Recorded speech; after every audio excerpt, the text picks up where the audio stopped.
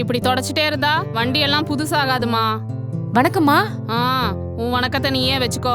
வட்டி காசை மட்டும் கொடு, டைம் ஆகுது, நான் கிளம்பணும். அம்மா, ஆட்டோ கொஞ்சம் ரிப்பேர் ஆயிடுச்சுமா, அதான் வட்டிக்கு வச்சிருந்த காசை வச்சு ரிப்பேருக்கு செலவு பண்ணிட்டேன். என்னது, ரிப்பேருக்கு செலவு பண்ணிட்டியா? உங்க அப்பனும் வட்டிக்கு காசை வாங்கிட்டு இப்படிதான் கதையா சொல்லிட்டு இருந்தான். நல்லா சம்பாதிச்சிருப்ப, செலவு பண்ணிட்டு இப்ப கதை சொல்றியா? வருமானமே இல்லம்மா. வருமானமே இல்லனா எதுக்குடி வட்டிக்கு காசு வாங்கி எங்க உயிரை வாங்குறீங்க? எல்லாரும் இப்படியே கதை சொன்னா நாங்க எங்க போறது? தப்பா எடுத்துக்காதீங்க, ஒரு வாரத்துல கொடுத்துறேன். உன் கதையெல்லாம் எனக்கு முக்கியம் இல்ல. எனக்கு என் வட்டி பைசா வந்தாகணும். ஒழுங்கா வட்டி பைசாவை எடுத்து வை, இல்லனா வண்டிய விட்டுட்டு கிளம்பு. போய் வேற ஏதாவது வேலை இருந்தா பாரு, புரியுதா? சரிங்கம்மா.